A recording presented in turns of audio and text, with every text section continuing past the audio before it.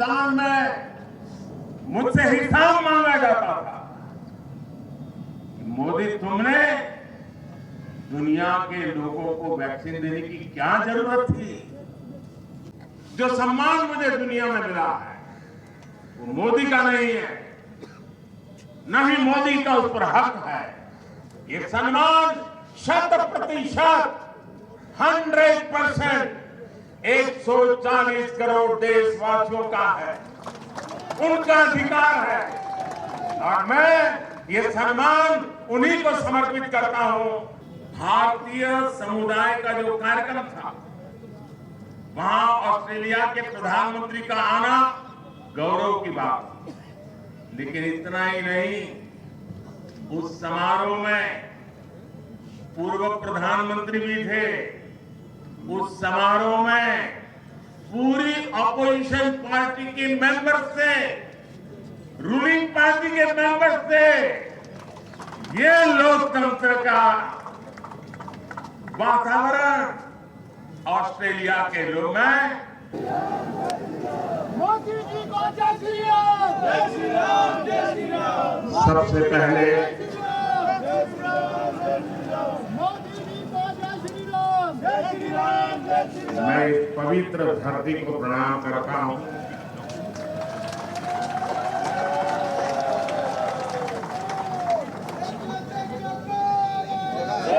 हमारे पूर्वजों को प्रणाम करता हूं और आप सबके माध्यम से मैं देशवासियों को आदरपूर्वक नमन करता हूं।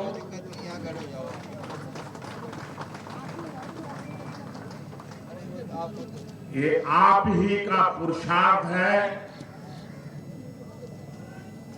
ये आप ही की परंपरा है। मैं तो दुनिया में जाकर के सिर्फ आपके पराक्रमों के गीत गाता हूं।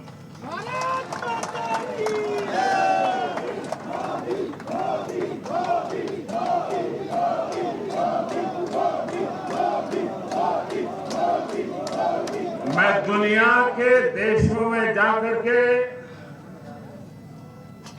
दुनिया के महापुरुषों को मिलकर के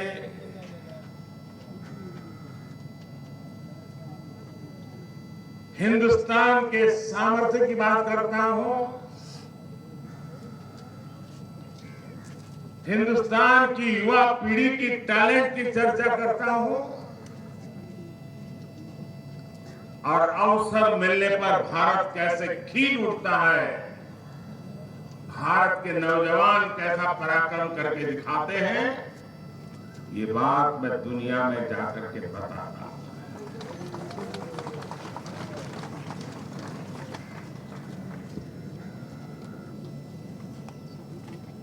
ये बात मेरे खाते में इतनी जाती है, ये बताते समय मैं संकोच नहीं करता। मेरे देश की महान संस्कृति का गौरव गान करते समय मैं आंखें नीचे नहीं करता, आंखें मिला करके सुनने सकता।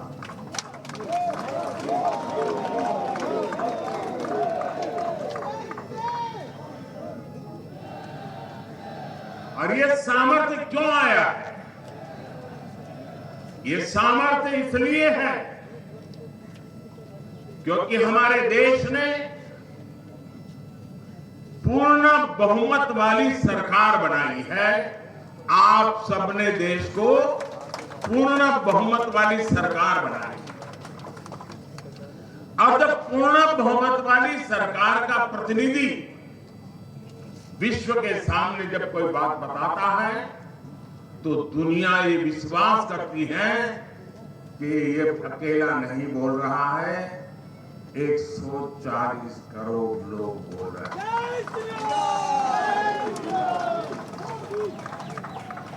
अभी नड्डा जी कह रहे थे कि मोदी जी को प्यार करने वाले लोग यहां आए हैं। जी नहीं, ये कोई मोदी जी को प्यार करने वाले लोग नहीं है, ये मां भारती को प्यार करने वाले,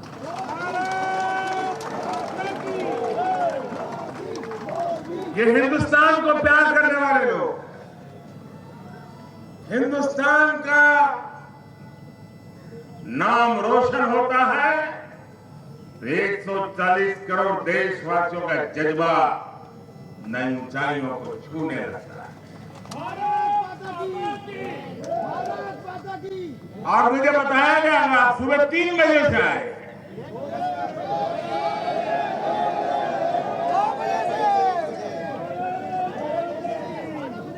भारत की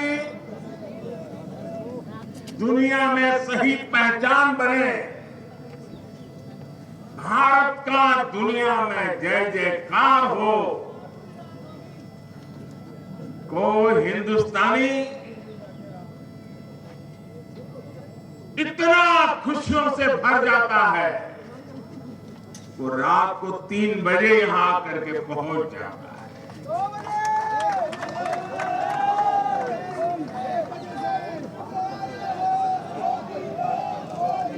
साथियों, ये यात्रा समय तो ज्यादा नहीं था यात्रा का, क्योंकि ट्रैवलिंग में भी टाइम जाता है, लेकिन जितना समय मुझे उपलब्ध था उसका पल पल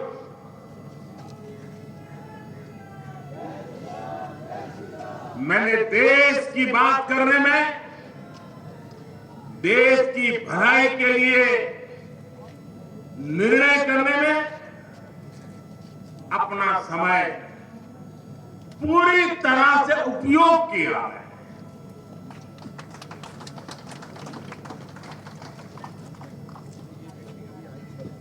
चालीस से अधिक महत्वपूर्ण लोगों के साथ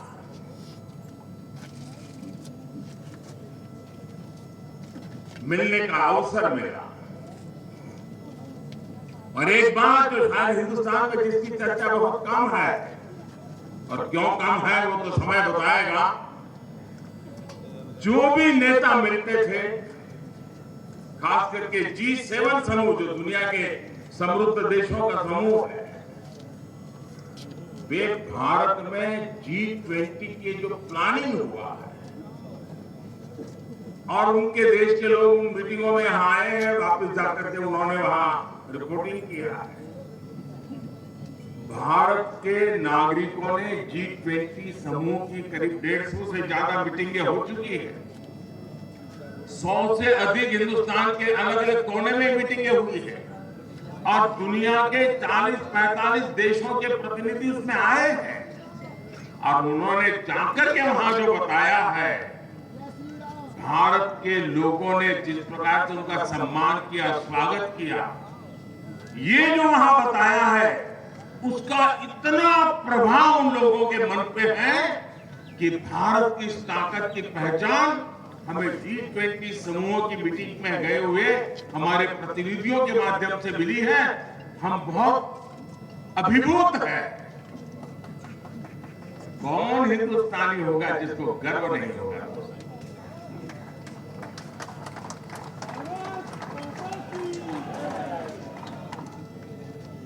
कभी कभी भारत की महान परंपरा के प्रति दोस्तों मैं सच कहता हूं, आप भी हिंदुस्तान की संस्कृति, हिंदुस्तान की महान परंपराओं के संबंध में बोलते समय कभी भी गुलामी वाली दिनों की मानसिकता में डूब मत जाना। दोस्तों, हिम्मत के साथ बात कीजिए। दुनिया सुनने के लिए आतुर है, जिज्ञासा है विश्व को। जब मैं कहता हूं कि हमारे तीर्थ क्षेत्र पर हमला स्वीकार्य नहीं है, तो दुनिया भी मेरे साथ देती है।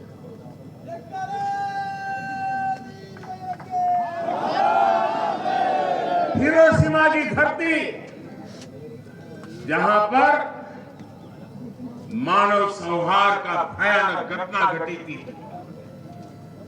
उस हिरोशिमा की धरती पर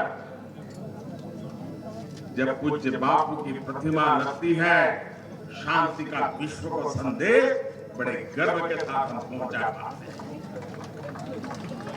मेरे लिए गर्व की बात होती है कि जापान के प्रधानमंत्री जब भारत आए तो मैंने बोधि वृक्ष का एक सैंपल उनको दिया था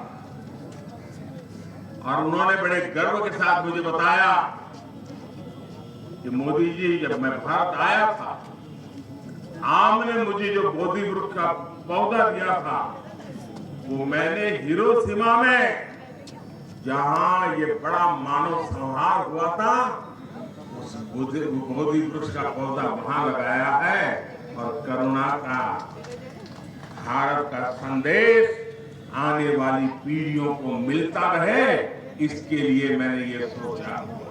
देखिए कितना गर्व हो रहा है भाइयों बहनों, दुनिया की। हम भारत के लोग कभी कभी ये गौरव का जिक्र करना भूल जाते हैं। हम वो देश हैं जो दुनिया की सबसे पुरानी भाषा, मानव इतिहास की सबसे पुरानी भाषा तमिल भाषा, ये हमारी अपनी भाषा है, हर हिंदुस्तानी की भाषा है। ये दुनिया की सबसे पुरानी भाषा होने का गर्व है।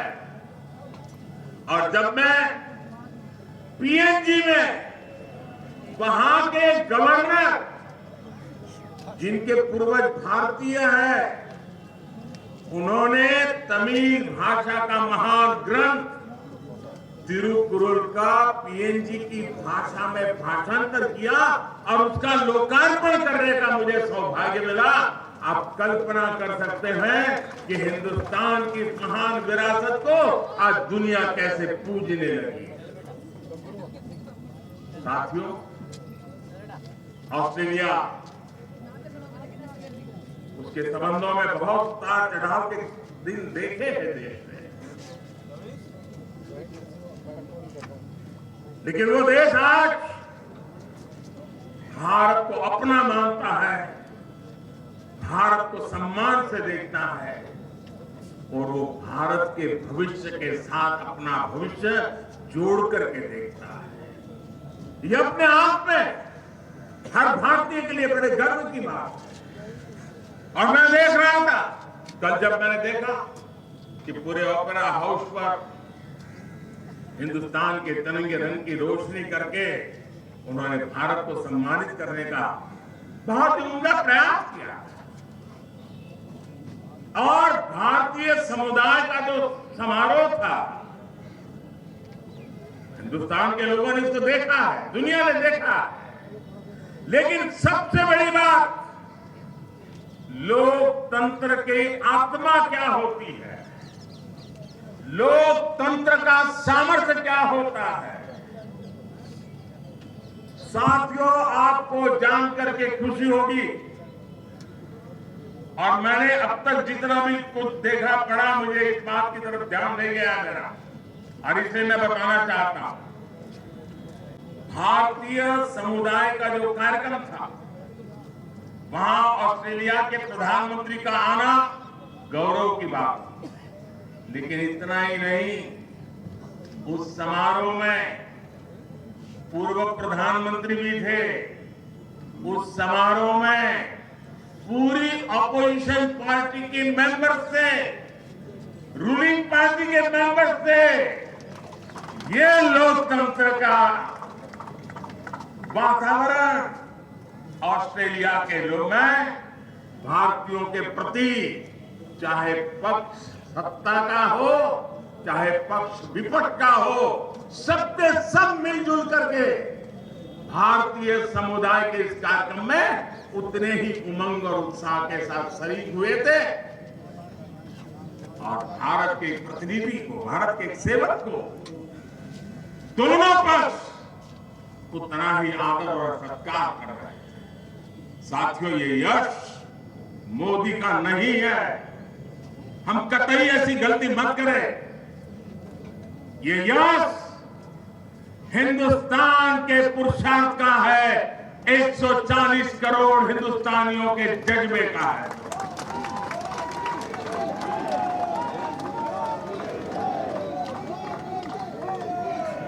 साथियों, जब कोविड के खिलाफ दुनिया लड़ रही थी,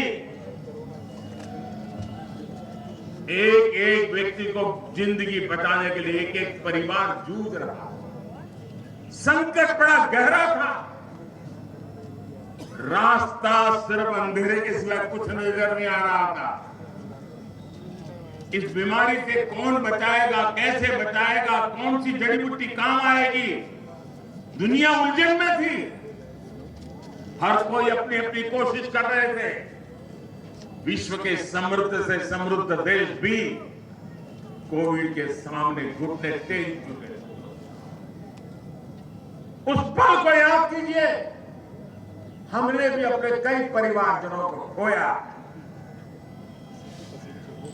उस दुख, उस दर्द को हम भूल नहीं सकते हैं। लेकिन जब मैं पैसिफिक आइलैंड के इन देश के नागरिकों से मिला,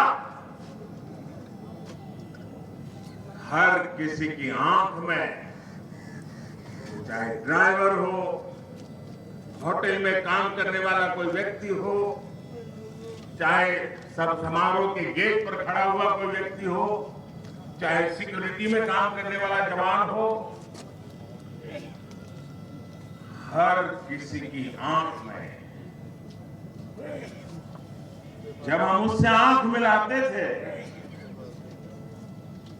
भाषा तो नहीं जानता था, लेकिन उसकी आंखों से वो बताता था और कभी कभी इशारा करके बताता था कि आपने वैक्सीन दिया ना, इसलिए हम जिंदा।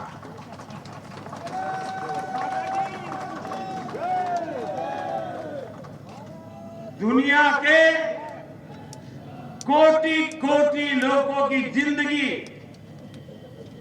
भारत की दवाइयों ने, भारत की वैक्सीन ने, और वो भी 140 करोड़ देशवासियों को संभालते संभालते औरों को भी संभालने में हम पीछे नहीं रहे। अभी कुछ दिन पहले मुझे जयशंकर जी बता रहे थे, हमारे विदेश मंत्री, वे लैटिन अमेरिका के देशों में गए। उन्होंने कहा कि मेरा लैटिन अमेरिका के देशों का अनुभव बिल्कुल नया है। मैंने कहा क्या हुआ? बोले लोगों को कभी कुछ इंडिया नाम भी मालूम नहीं है, भारत मालूम नहीं है, ज्यादातर वो ऐसे गाड़ी दिखाते हैं और कहते हैं बोले हमको वैक्सीन मिला, हम बच गए। दुनिया में, और वो दुनिया कीजिए, जब हिंदुस्तान में मुझसे हिसाब मांगा जाता था, मोदी तुमने दुनिया के लोगों को वैक्सीन देने की क्या जरूरत थी? ये बुद्ध की धरती है, ये गांधी की धरती है। भारत माता की जय! भारत माता की जय! ये दुश्मन की भी भलाई खोजने वाले हम लोग हैं। हम करुणा से प्रेरित लोग हैं। हम सद्भावना के लिए समर्पित लोग हैं। और इसी भाव को लेकर विश्व में जहां भी बन पड़ता हमने किया है। लेकिन साथियों, अब चुनौती बहुत बड़ी है। लेकिन चुनौतियों को चुनौती देना मेरे स्वभाव में है।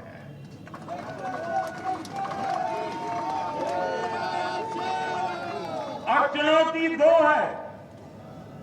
कभी किसी देश को अपनी जड़ों को मजबूत करना एक बहुत बड़ी चुनौती होती है। अपने गरीब से गरीब के लोगों को गरीबी से बाहर निकालना, उनकी आवश्यकताएं पूरी करना। ज्यादातर लोगों के जीवन में ये काम आता है। हमारे सामने दो काम एक साथ आए। समय लोग दुनिया इंतजार करने को तैयार नहीं है दोस्तों।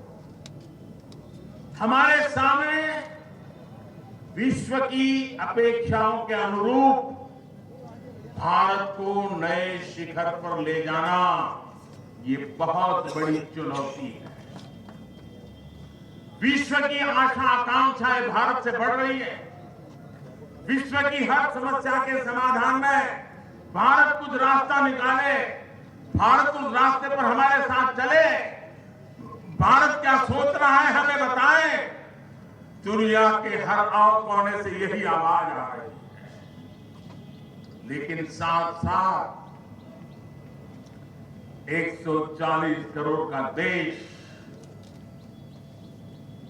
मेरा दलित हो, पीड़ित हो, शोषित हो, वंचित हो, आदिवासी हो, गरीब हो, उनको भी इस समृद्धि के राह पर मुझे लेकर के जाना है। इसलिए पहली बार ऐसा हुआ है कि जड़ों की भी चिंता करनी है, शिखर की भी चिंता करनी है दोस्तों। लेकिन ये चुनौती भी 140 करोड़ देशवासियों के सामर्थ्य पर मुझे भरोसा है, हम करके रहेंगे, समय सीमा में करके रहेंगे और उसको हम पा करके रहेंगे। साथियों, मैं दुनिया में जब जाता तो बातें तो करते ही करते हैं, अनेक विषयों पर अपनी स्पष्ट बात रखते भी हैं, लेकिन मैं कभी भी भारत की बात पहुंचाने का मौका नहीं छोड़ता।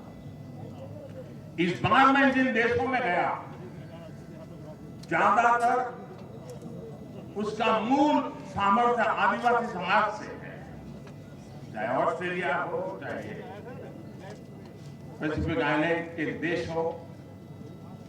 और इसलिए इस बार मैं उनके लिए जो बैठ सौगात लेके गया था वो मेरे देश के आदिवासियों के सम्मान को लेकर के गया था।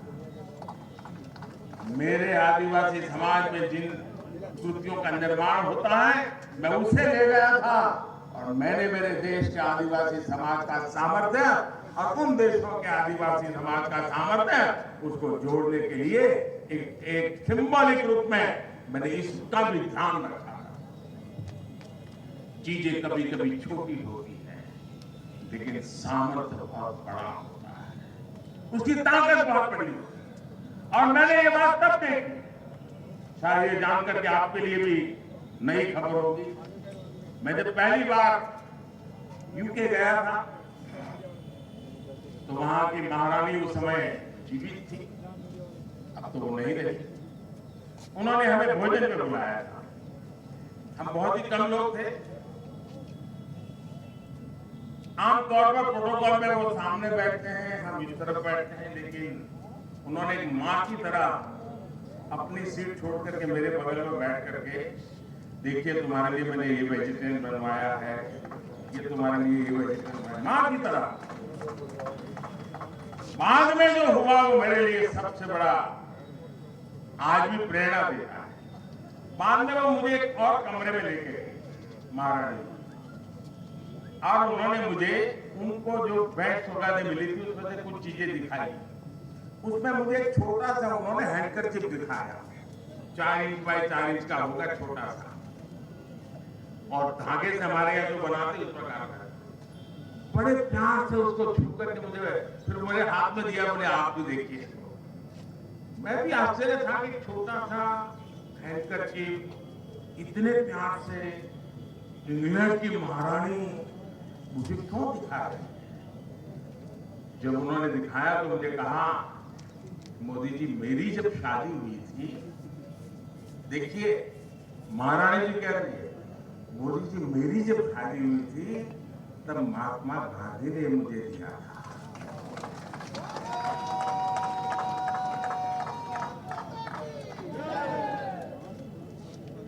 एक छोटा सा हैंडकरचिप, हाथ से बुना हुआ हैंडकरचिप, महारानी के मन पर इतने दशकों के बाद भी प्रभाव पैदा करता था।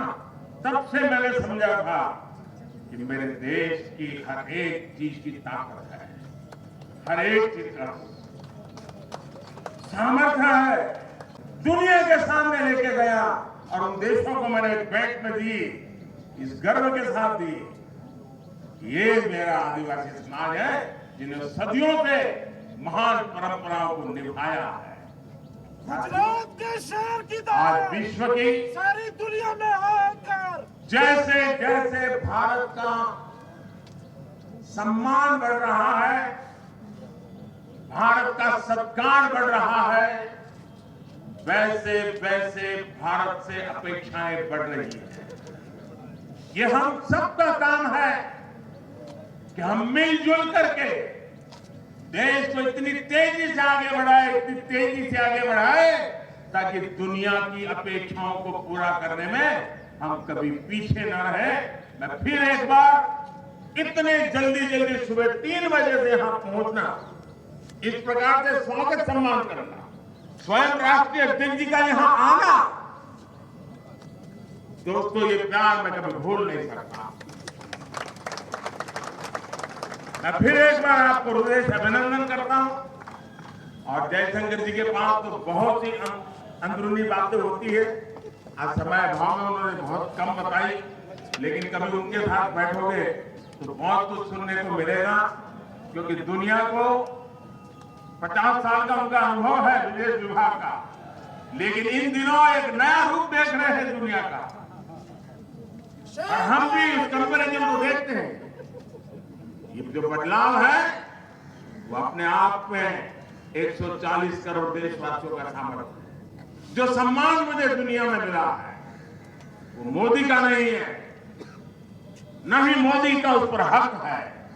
ये सम्मान 100% 100% 140 करोड़ देशवासियों का है, उनका अधिकार है, और मैं ये सम्मान उन्हीं को समर्पित करता हूं। बोलिए मेरे साथ, भारत माता की, भारत माता की, भारत माता की। बहुत बहुत धन्यवाद।